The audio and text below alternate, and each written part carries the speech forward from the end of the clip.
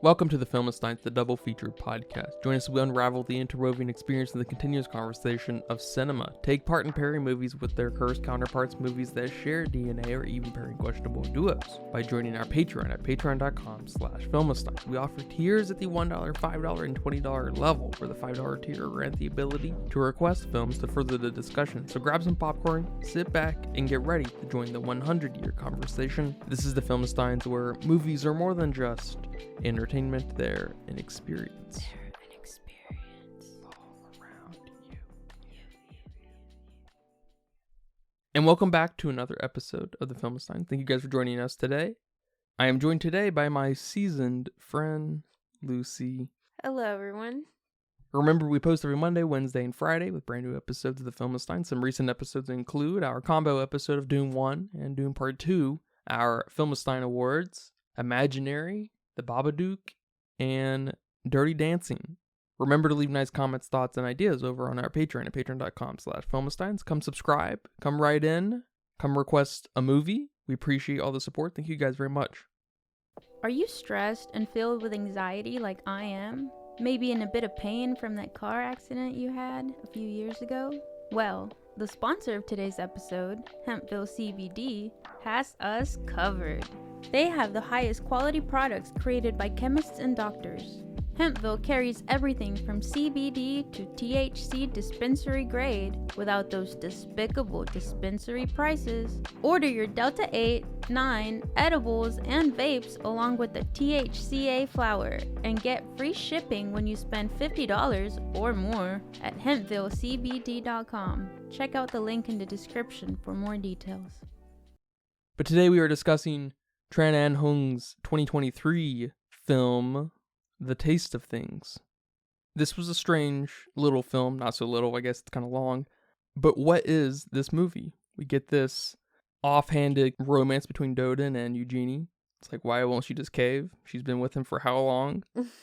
He's got these homies who come over and food out and just gossip about food history and stuff. It's fun. It's very strange. We have this funny, neglected child, Violet. We get hit in this gut of always trying to maintain your prime time. You know, never let your autumn years roll over. And with the exception of the last maybe 2 minutes of the movie, it feels kind of slice of lifey. I'm just a little, what is this movie? How do you feel about this movie, man? Yeah, this movie is definitely too long for me. I agree.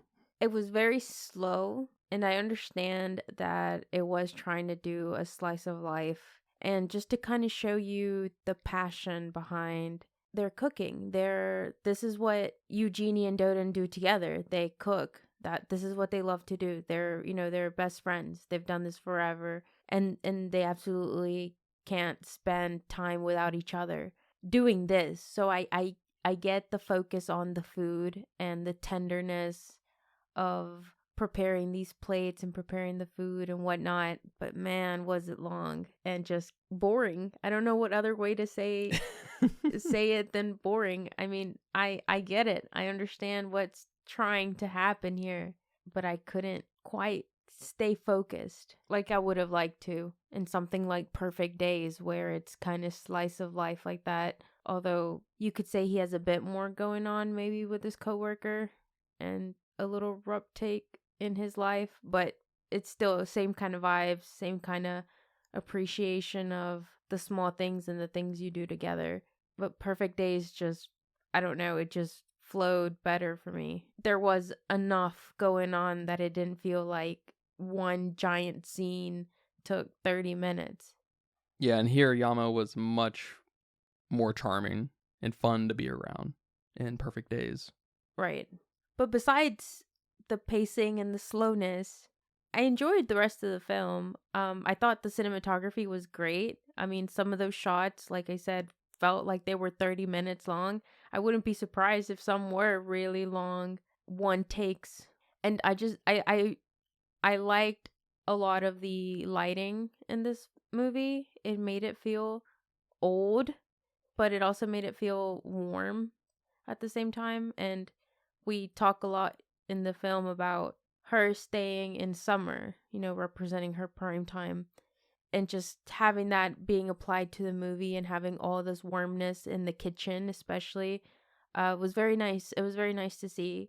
And the performances were pretty good. Nobody really faltered in any of their performances. I mean, Violet got maybe the short end of the stick on the type of person she was here. She wasn't one of the good cooks. She wasn't the next child prodigy. She wasn't part of the food posse. So, she really got the short end of the stick, but even she did a great job with what she had. And I really liked the little girl. She kind of gave me Anya Taylor-Joy vibes. Might have been the eyes, those big eyes, but didn't hate the film. It was still enjoyable, still an enjoyable watch for me. That is quite the compliment too, because it did feel like this film had a hard time saying anything, because it seemed what was said was only said to convince Dodin that Eugenie's not going to settle, basically. That's her marrying, her spending a life like Dodin might want is not in her deck of cards. But she dies, and it's really sort of all of a sudden, I guess it's really not, but it is just one scene she's sick, and the other scene she's really just dead. And that's fun. The shots are fun. The pacing is fun. But everything, with the exception of the cooking, everything goes on too long. The cooking still goes on too long. I like the cooking. I almost wish it was just a movie of cooking. We just get a total cooking version, kitchen version of Perfect Days. But it did start to build this case of a slice of life Florida project, just enjoying the pleasures in your life to the highest degree for as long as you can, even when maybe things don't go your way. Yeah, and also having a craft and being passionate about it, no matter what. Like Eugenie here, she prioritized that over everything, even their potential marriage.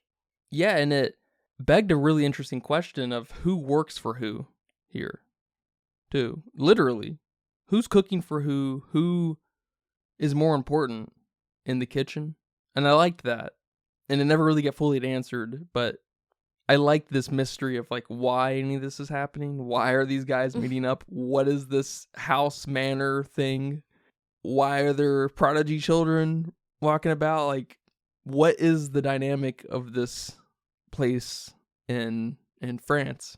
I guess one of these guys was a doctor, another one was, I'm not even sure.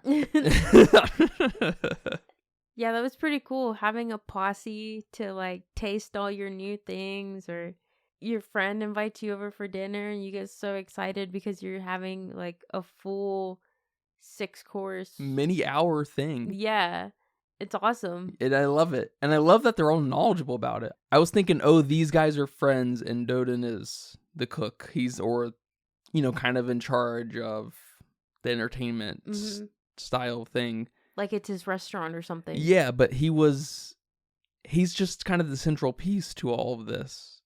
And they're all foodies, and they all just go on about this crazy stuff. And it's really great. It goes on way too long because it's for no reason. And so you're either in it or you're going to have a little bit of hard time getting through it. But the banter is awesome. That's, I think, where the performances really start to shine, because they talk over each other and they just cut up, and it's real fun. Yeah.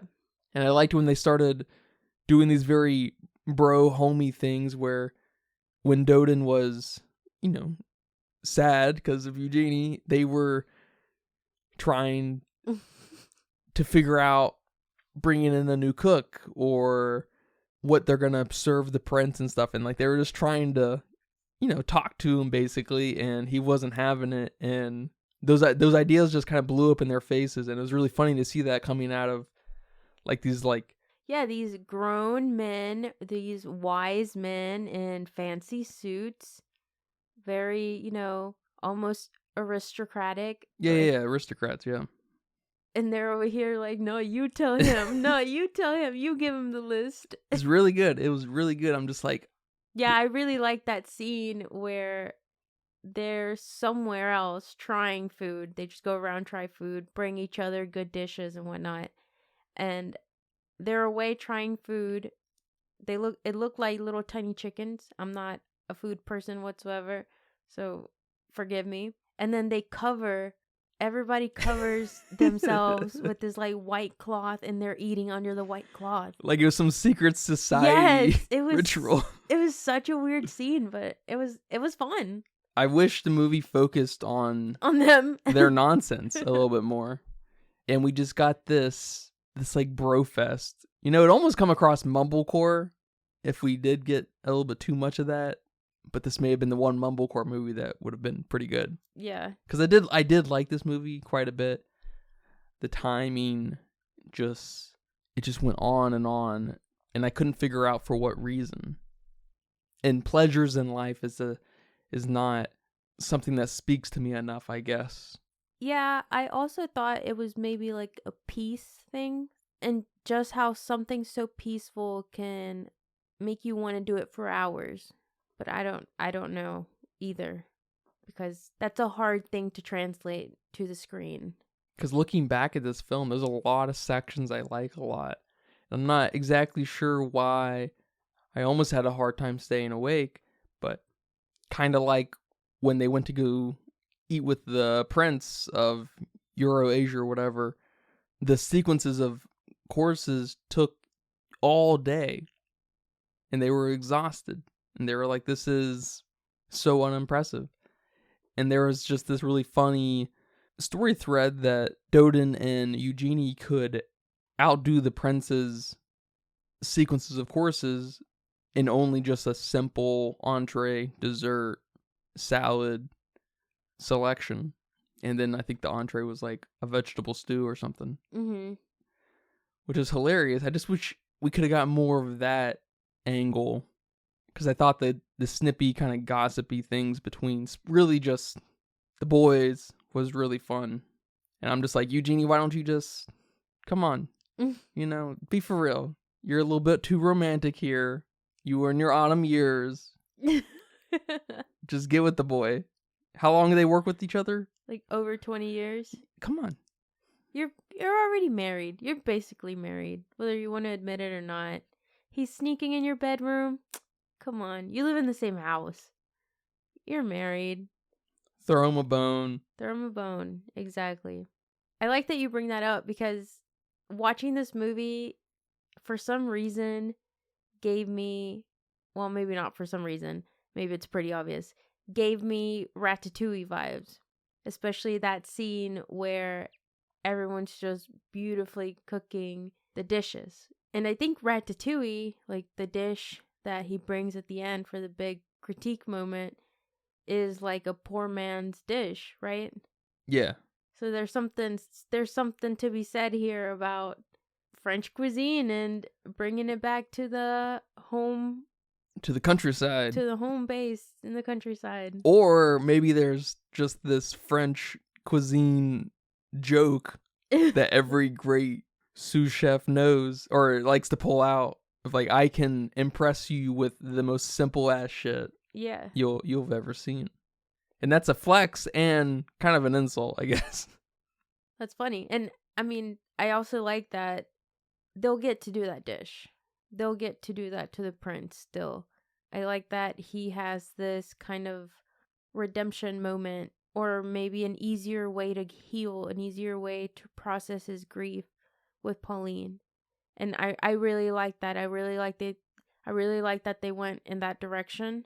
Almost like how you give an old person a puppy to have something for them to take care of, to distract themselves, and to have something to live towards, helping people out, helping become a teacher. It's so healthy, especially for people like that. And especially, too, because if it wasn't Dodin, Pauline's talents would probably go to waste. Yeah. And so there's that kind of weight on him as a master Napoleon of gastronomy. He has this duty to kind of hone in on, potential greats of the world, which is also a good distraction. Yeah, I really love that we went that direction. I wasn't sure where we were going to go. Like, I thought that's what was going to happen. And then she leaves. And then she leaves, and then he keeps refusing, like, I'm not gonna do that. So I was like, oh shit, maybe he's not. And I was very curious to see what was gonna happen, and it did. It did. It always does. They always get me. I almost wish we just would have focused more on one or the other. Like, it was too much. It was maybe a little too much. Because what was the point of the boys? His homies are there. His suite is what they called him. Yeah. What is the point of that? I don't know. Is that how chefs have friends? I don't know. The realism, I guess. The authenticity. Yeah. I like Dodin and Eugenie's little flirtatious moment, too, walking in the pasture. Very, almost surrealistic. But Dodin pulls out, I like all the seasons. I know. I was like, damn, dude. It's a player. He is a player. And then she called him a poet. And he's like, I'm not a poet. It's like, then he says something super poetic. It's like, that's exactly what a poet would say. He's good. And that big, beautiful dinner he prepared for her and ended with an awesome looking dessert. Not gonna lie. None of the food really looked tasteful to me. Like, I would want to eat it. Nothing looked super appetizing except that dessert. It was like a super crispy crepe almost. Everything looked good. Everything looked good to you? Yeah. Not me. Especially when we started, like, being a little too graphic with the chickens and the claws and whatnot. I was like, you know what? Maybe I don't want to see everything in my food. And the fish. You know, I'm not a big fan of fish. I'm getting there. I'm trying to expand my taste buds. But not everything looked delicious. But that dessert was awesome and had that surprise ring in there. And now I'm thinking, does she just accept to marry him now because she knew she was dying to give him a last final wish? Jesus, that's so sad. How did you feel about what she asked him at the end? When she asked him, am I your wife first or am I your cook first? And he answers, you're my cook. Which we almost didn't get. I think our subtitles went bad at that point. They gave up. They gave up. Yeah, we didn't know what happened. Yeah, is it an ambiguous kind of moment of revealing what these characters are about a little bit more? I thought it was super romantic. We didn't have a lot of romance in this movie. It was very simple. It was very warm and peaceful. It wasn't, in your face, making out, whatever. We love each other till we die kind of romance. It was very best friend romance. Like, this is the person you want to be with. This is your person that you're spending your time with. And I love that she asked him that. And I love that he answered that you're my cook, because that obviously means more to him than a wife. And just kind of brings attention to the word wife and what it means to her and how it absolutely means nothing to her. And I like that this was brought up here in this kind of romance movie, because sometimes people lose sight of that. Don't just be a wife or a husband or whatever. Be their cook, be their other thing. I don't know, whatever you're both passionate about. No, that's really well said, because there's something you see in very romantic chef-oriented people, and it's that pleasure that comes with nourishing people and bringing people a really awesome dish that is just perfectly balanced with all of the accoutrements. And these people are the exact kind of people who are going to worry about the wines pairing with the meats and the foods needing to extinguish each other throughout the night so they don't compete later on with the desserts and stuff. Appreciating each other, saying you're a cook above anything else to these people is no doubt expressing a level of worship, Yeah, like a level of respect. Yeah, I like that. All right, man. Well, thank you for watching this movie with me. I know it was long, but in retrospect, for some reason, it's better than actually watching it. Maybe it's you gotta be feeling this kind of movie. I don't know why 2.5 hour plus movies are hard to get through, but it's that millennial ADHD brain. Little brain, excuse me, too. Who has a little brain? You do. Oh, man. But do you have a budget guess for me today? Yeah, my budget guess is $7 million. It doesn't look like this is a debut film. But there wasn't a lot going on here. So I'm not sure. Food's expensive. I don't know how expensive filming food is. It looks expensive, so I have no idea. Well, it says here that it was 6.5 million. No So way. you're right in the pocket. I give it to you. Good job. It's a super beautiful movie. Did they build out this manor?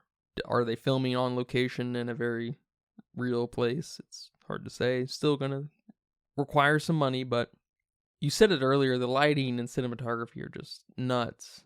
And I know you even saw it too. There was that one shot when Dodin was preparing Eugenie's sequence of courses. I don't know how to say it, the meal in its entirety.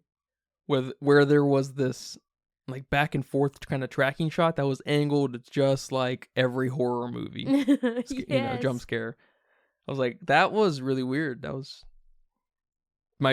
something clicked. Something went off in my brain. I was like, I'm going to be jump scared here right now. And it didn't happen, of course. I thought someone was going to be behind him. Yeah, for sure. Yep. Thought that was really funny. That's how you know how corrupted our mind is, how much stupid horror we watch. I know.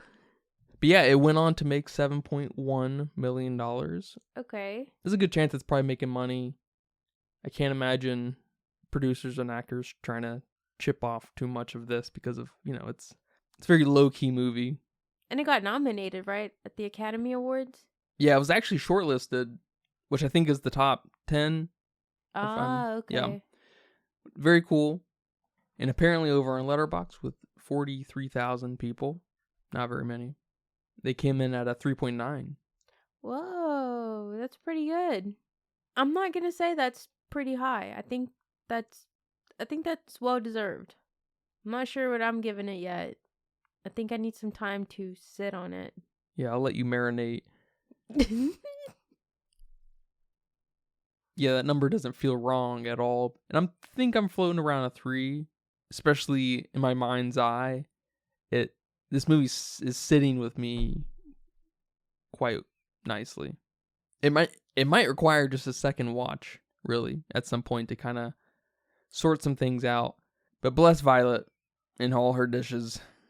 But thank you guys for listening to this episode of the Filmsteins. I hope you guys enjoyed that. Remember, we post every Monday, Wednesday, and Friday over on patreon.com/Filmsteins, Google Podcasts, Apple Podcasts, Spotify, Pandora. And remember, leave nice comments, thoughts, and ideas over on our Patreon. Come request a movie, come subscribe, come write in. We appreciate all the support. Thank you guys very much. But until next time, take care. Bye-bye. Bye-bye. And that's a wrap for today's episode of the Filmsteins. Thanks for tuning in and joining us on our cinematic journey. We hope you enjoyed the discussion and gained some new insights and perspectives in the world of movies. Don't forget to subscribe to our podcast on your favorite platform, especially Patreon at patreon.com/Filmsteins, and follow us on social media for more film-related content. We love hearing from our listeners, so if you have any feedback, suggestions, movie recommendations, or book recommendations, please feel free to reach out to us. Until next time, keep watching, keep loving the magic of movies. This is the Filmsteins, signing off.